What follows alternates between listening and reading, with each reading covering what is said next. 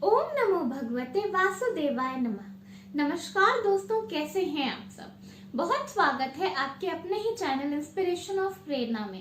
कार्तिक मास की पूर्णिमा को कार्तिक पूर्णिमा, त्रिपुरारी पूर्णिमा और गंगा स्नान पूर्णिमा के नाम से जाना जाता है।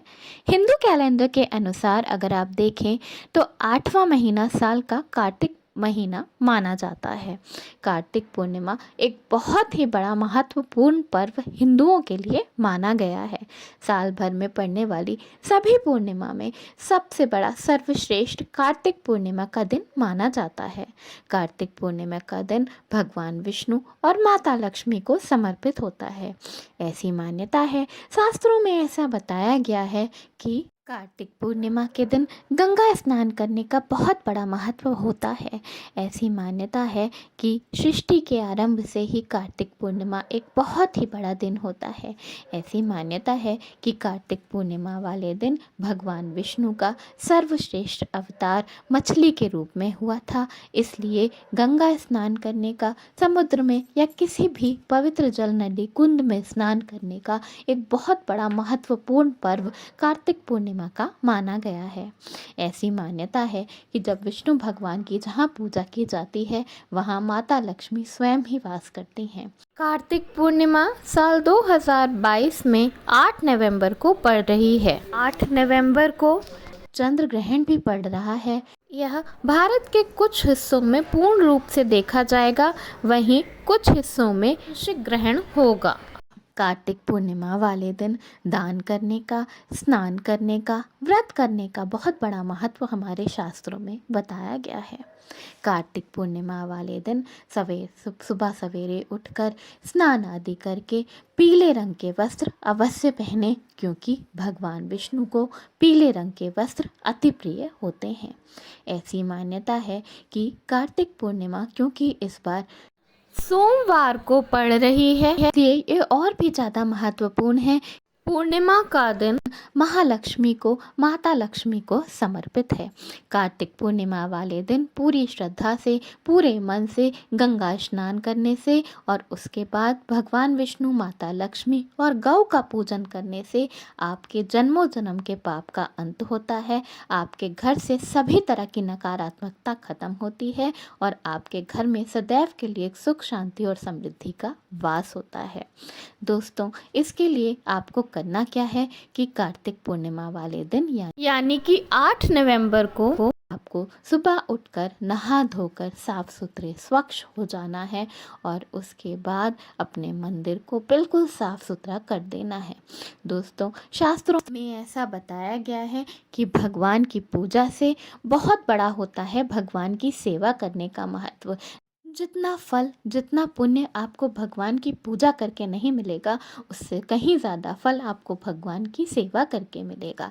इसीलिए हमेशा कहा जाता है कि इसीलिए ऐसा कहा जाता है, ऐसा बताया जाता है कि हर दिन सुबह सवेरे उठकर सबसे पहले अपने मंदिर को बिल्कुल साफ सुथरा कर देना चाहिए। सभी मूर्तियों को नहला धुलाकर, पोंछ पाछ कर नए कपड़े, नए वस्त्र, नए गहने, श्रृंगार का सामान जरूर पहनाना चाहिए। इसी तरह अगर आपके पास मंदिर में फ़ोटो हैं तो फ़ोटो को बिल्कुल साफ़ सुथरा रखना चाहिए। अपने मंदिर में हर दिन पोछा ज़रूर लगाना चाहिए। ये करके आप भगवान को अपनी सेवा अर्पित करते हैं, जो कि पूजा से भी कहीं ज़्यादा फलदायक होता है। कार्तिक पूर्णिमा का दिन इसलिए भी बहुत बड़ा, बहुत महत्वपूर्ण माना जाता है क्योंकि ऐसी मान्यता है, क्योंकि इस दिन सभी देवी देवता आकाश से पृथ्वी पर आते हैं और दीपावली मनाते हैं। इसीलिए कार्तिक पूर्णिमा के दिन को देव दीपावली के पर्व के नाम से भी जाना जाता है। तो आपको करना क्या है कि आपको नहा धोकर स्वच्छ होकर पीले वस्त्र धारण करने हैं। पीले वस्त्र भगवान विष्णु को अति प्रिय होते हैं। हर पीले रंग की चीज़ भगवान विष्णु को प्रिय है, इसीलिए भगवान विष्णु को हल्दी चढ़ाई जाती है। बृहस्पतिवार के दिन हम पीले कपड़े पहनते हैं, तो आपको पीले वस्त्र पहनने हैं। अगर आपके पास पीले वस्त्र ना हो या साफ स्वच्छ ना हो तो आप ऐसा भी कर सकते हैं कि अपने पास एक पीले रंग का रुमाल या पीले रंग का छोटे से कपड़े का कोई भी टुकड़ा रख लें। तो आपको करना क्या है कि आपको अपने पीले रंग के कपड़े को अपने पास रख लेना है। इसके बाद भगवान विष्णु को आपको गुड़ और तुलसी का पत्ता अर्पित करना है। अगर आपके पास घर में गुड़ ना हो तो आप थोड़ी सी शक्कर और हल्दी भी अर्पित कर सकते हैं, लेकिन उसके साथ साथ तुलसी का पत्ता जरूर अर्पित करें। ऐसी मान्यता है, शास्त्रों में ऐसा बताया गया है कि भगवान विष्णु तब तक कोई भी भोग स्वीकार नहीं करते, कोई भी भोग भगवान विष्णु को नहीं लगाया जा सकता जब तक कि उसमें तुलसी का पत्ता ना डाला गया हो। तुलसी माता की पूजा करना भी कार्तिक मास में बहुत बहुत अनिवार्य माना गया है। तो इस तरह आपको करना क्या है कि आपको गुड़ और हल्दी, तुलसी का पत्ता रख के भगवान विष्णु को अर्पित करना है। उसके बाद भगवान के सामने दीपक जलाएं। शुद्ध घी का दीपक जलाना सर्वश्रेष्ठ माना जाता है भगवान विष्णु और माता लक्ष्मी के सामने। उसके बाद भगवान विष्णु और माता लक्ष्मी को जल पिलाएं और उसके बाद आपको करना क्या है कि आपको एक रोटी बना लेनी है। जो रोटी आप बनाएं उसे बिल्कुल भी जूठे या पुराने आटे से ना बनाएं। जब आप रोटी बना रहे हो तो आप इस बात का भी ध्यान रखें कि आटे में कभी भी बिल्कुल भी नमक ना पड़ा हो।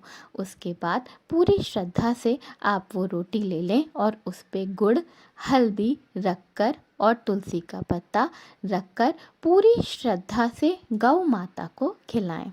दोस्तों, गौ माता भगवान का रूप मानी जाती हैं। ऐसी मान्यता है कि गौ माता में 33 कोटि देवी देवताओं का स्वरूप होता है। गौ माता की पूजा करने से आपको समस्त देवी देवताओं की पूजा का फल मिलता है। ऐसा बताया गया है कि गौ माता के मात्र दर्शन कर लेने मात्र से ही आपको दिन भर की पूजा का फल मिल जाता है और आपका दिन सफल हो जाता है।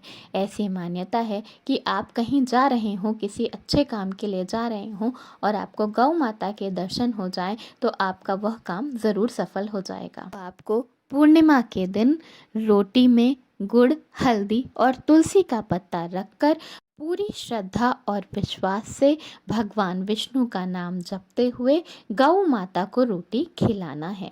ध्यान रखें कि जब आप गौ माता को रोटी खिला रहे हो तो बिल्कुल भी रोटी को फेंकें ना। जब आप रोटी खिला रहे हो तो आप बिल्कुल भी चप्पल ना पहने, गौ माता को पैर ना लगे। इन बातों का ध्यान आपको अवश्य रखना है। अगर हो सके तो गौ माता को रोटी खिलाने के बाद पानी पिलाने का इंतज़ाम भी ज़रूर करें। ये बहुत ही पुण्यदायक, फलदायक होता है। इसके साथ साथ गौ माता से प्रार्थना करें कि आपके जीवन में जो भी दुख, तकलीफ, संकट है वो सब खत्म हो जाए और आपके घर में सुख, शांति, समृद्धि की कभी कमी ना हो। दोस्तों, शास्त्रों में बताया गया है कि गौ माता के चरणों की धूल को उठाकर अपने माथे पे लगाने से भाग्य की रेखाएं बदल जाती हैं और आपके घर में सुख, शांति, समृद्धि का वास सदैव के लिए हो जाता है। तो इस पूर्णिमा वाले दिन 8 नवंबर को भगवान विष्णु, माता लक्ष्मी की पूजा के साथ साथ गौ पूजन अवश्य करें। इससे आपके घर में सुख, शांति, समृद्धि की कमी कभी नहीं होगी और इससे पितृ भी प्रसन्न होते हैं। जय भगवान विष्णु, जय माता लक्ष्मी।